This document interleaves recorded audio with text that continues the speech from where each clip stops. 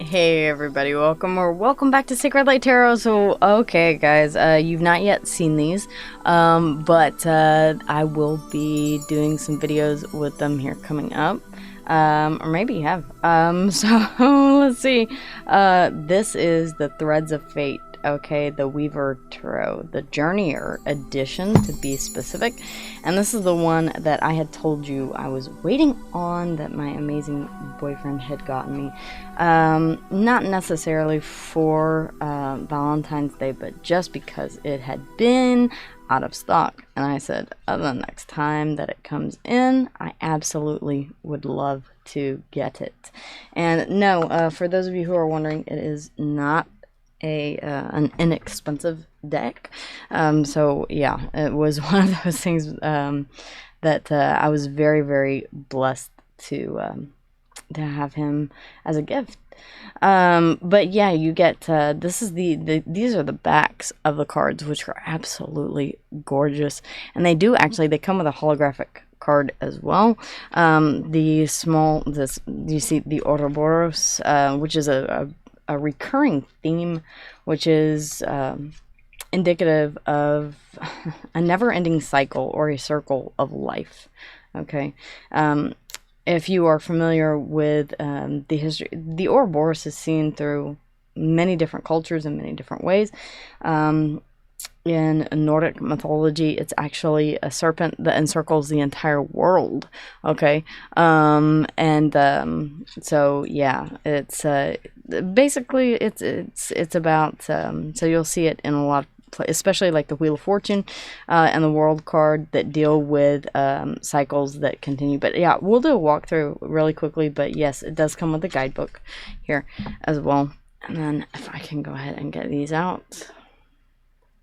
We are, see, that is the death card actually underneath there. Is that not absolutely gorgeous? I mean, the depictions on these are stunning without a doubt.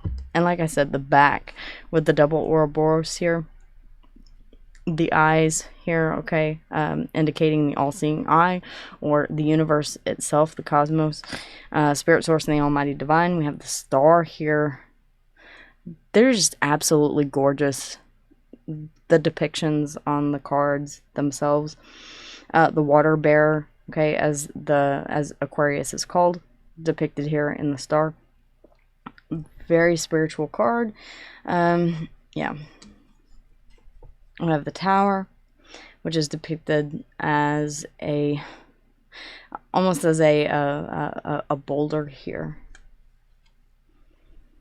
The Six of Wands. Again, you see the eyes here at the bottom. It's about receiving attention, all right, notoriety, success.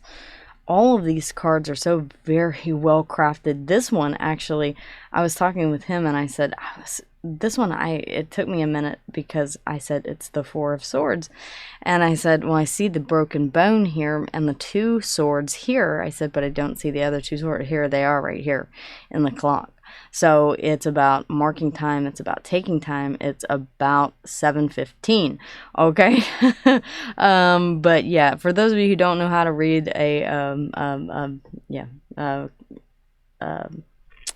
oh God, I don't even know the name. Not an analog clock, but is it an analog clock? Yeah, an analog clock. Yeah, 7:15.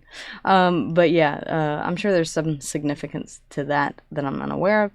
But yeah, the two swords down here, taking time out to rest, recover, and heal, okay, to gain clarity. It's very, very interesting, the symbology in the cards, and they're just so beautifully done. The Seeker of Cups here, the wishbone there. This is the Page of Cups, so a gift, a small gift here, which is typically, this wishbone would be in the Page of Cups, a fish, all right, switched out here for a wishbone, which I thought was very interesting. A wish, being granted, an apology, something like that. Like an olive branch, nearly. Okay, the wishbone there. We have the World here. Again, you see the large eye here, the all-seeing eye, the eye of the universe. Okay, the universal eye. Spirit source and the almighty divine, with the wings that are coming up all right, the wand here, and then you have the Ouroboros there, as well as you have the world, which you typically see with the ivy leaves. So absolutely gorgeous cards, guys. The Ten of Cups, again, wish fulfillment. All right, we see that here with elements from the Star card, which I thought was amazing. Every time I look at these cards, I do see more symbology in them. So we do have the stars here, okay, and then the hands as well, indicating, and the eye, indicating ultimate wish fulfillment here. The Ten of Cups, okay, emotional wish fulfillment. So yeah, just a very, very beautiful deck with some amazing symbology to it. So you will be seeing these, the Ace of Cups here, an overflowing cup of emotion, or in this case, a cup of emotion taking flight. So there are subtle differences, very, very much an interpretive deck, which I like. The Nine of Cups here can symbolize overindulgence, as you see that some of these are cracked. This is also, you see the petals falling down here, so, and the wishbone again. So this is about personal wish fulfillment. This is about it can be a card of overindulgence as well. What makes you happy on a personal level. We have the Chariot, okay, depending on what, you know, oh my gosh, now I'm stumped. It's not Artemis, but in Greek mythology, Mercury, the messenger chariot, being shown here. I believe that's Mercury, is it not? Someone correct me if I'm wrong on my Greek mythology. I'm not so versed at. But yes, the Wheel of Fortune here with the Athame, and then the Ouroboros as well. So very symbolic cards here. And every time that I open the deck, and yes, I have shuffled them. Yes, I have done my own readings with them. Yes, they have been saged. The Seeker of Wands, so the Page of Wands, see the messenger, passionate message here, that wand being on fire. Every time I look at the cards, they're so breathtaking. The Six of Pentacles, I love this one because it not only depicts, yes, giving to a situation, but also that delicate balance of equal give and take here, which sometimes gets lost in the other cards that I see. But here the scales of justice being shown, as well as that all-seeing eye. And this is kind of like Spirit saying, you know, you're being watched. That what you give to will be returned. Okay, the Seven of Cups. Very interesting. I've still yet to figure out all of the symbology here. The tooth here clearly representing something that I've not yet figured out. Again, this is about using your intuition. This could very well indicate your third eye. Using your intuition as to which cup it is that you are to pick. Which one has the tooth. I'm not sure what that is representative of or why you would want said tooth. But apparently that is the cup to choose in this deck. Oh my gosh, the Ten of Swords here, not necessarily someone on their back, but you do see how they have the serpent's heads here coming out. Is that? No, that's the hilt. I'm sorry, the hilt of the sword here going through the person's. It's not someone laying on their back, but it does clearly show the 8 swords here, and then 2 swords down from above. So it's, you know, not someone laying on their stomach with 10 swords in their back. No, it's actually quite worse. Wow, just an absolutely beautiful deck. I highly encourage you, if you have the time to check them out, if they are in stock, the Five of Pentacles here. You see the half-closed eyes here, okay? Almost denoting or a feeling of sadness here, of being left out in the cold, of a feeling of sense of lack here. Interesting that we do have the key here. We have a rose. We have a diamond, a tooth. Teeth, apparently very very important here, and I'm not sure what that is here, but these pentacles here, I don't know, it's just every time that I look at this deck I see something new, and that's what's so amazing about it. There we are again, the tooth, and then the crystal here with the Two of Pentacles going back and forth on a decision. This is almost like an intertwining here as well. But you see how the cards are holographic? Okay, so they do show up very well on camera when I get the lighting correct. Alright, Justice. I love this because it does show the light aspect, the dark aspect. It shows the sword of truth, the eye here of the universe, okay, the all-seeing eye, your third eye, indicating that this is the sword of truth. And then you see the two counterweights here, the baskets here. And what's very interesting is that, and I'm not sure if this is what is meant to be represented, but these half moons, the way that they are turned up, is almost as if information is being gathered from above and then also below here. So as above, so below. So you see that being represented here. So very, very interesting. The moon here. Oh wow! Instead of the dog and the coyote, if you can make that out, it's actually crocodiles. Crocodilian heads. Gosh, that is so gorgeous. Whether or not you read into the symbology of it or not, the cards are absolutely gorgeous.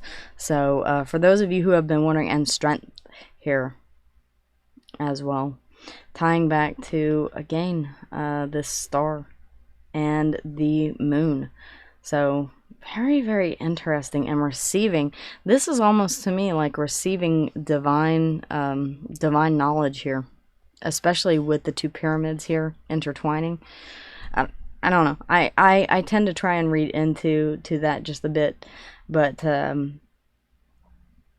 yeah, quite. If you're in a place where you do or are considering adding to your collection and would like a very unique and stunning deck, then I would highly suggest this one. Again, not affiliated in any way with Threads of Fate or any other company, but the Hangman. Wow, so pretty. The rose here. I actually have one that is hanging to my left, drying out. But yes, the Hangman here being symbolized as a rose with that halo around the actual flower. Such beautiful cards, guys. As I said before, watch out for these. They will be soon. The anchor is the, by the way, this being the Emperor in this deck, the anchor. So, that stable force here, right? Aries and Capricorn being depicted here with these two swords as well. It's almost like there's a constant choice here in this deck. I keep seeing that two swords being represented, the Three of Swords here. Instead of a heart being depicted, it's actually a dove. So different in a lot of ways, but also conveying the same message here. So I hope you guys really enjoyed this partial walkthrough. I'm not going to walk through the entirety of the cards, but the Fool here being shown as taking that leap of faith into the universe and trusting that Spirit Source and the Almighty Divine will be there to catch them as they go. So just taking that leap of faith and going off to begin the journey.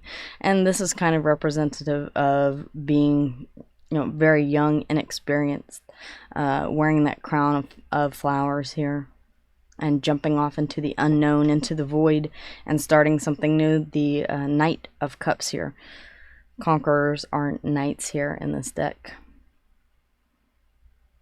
But just, I mean, I'm not sure if you can actually, can you see the background? But the backgrounds are all so very serene.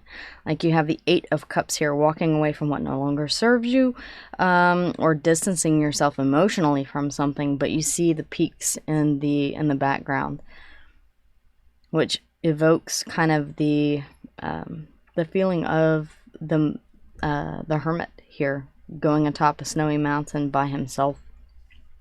The High Sage is the High Priestess. So again, we have that symbology of the moon here, okay, the triple crown moon that you'll see, with that the eye of the universe, the all-seeing eye, that omniscience that she has, or omniscient ability that she has to see the beginning, the middle, and the end of all things here. Not shown the two pillars, although I could assume that those are the two triangles here that are being represented, and that that candle as the Torah that sits in her lap. So yeah, again, very, very interesting, very evocative of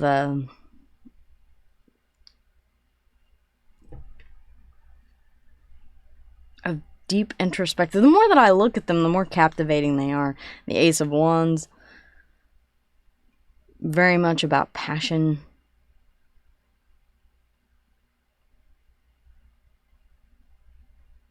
Again, you have that angelic hand, or the hand of the universe, that is handing you this ace, this fresh new beginning.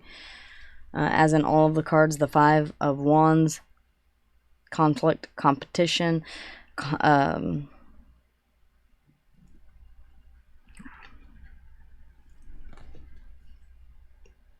the Three of Wands, looking forward to, I love the eyes here, how they're very hopeful, almost.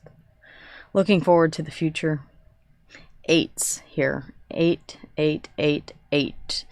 Very interesting. Why there are eights there.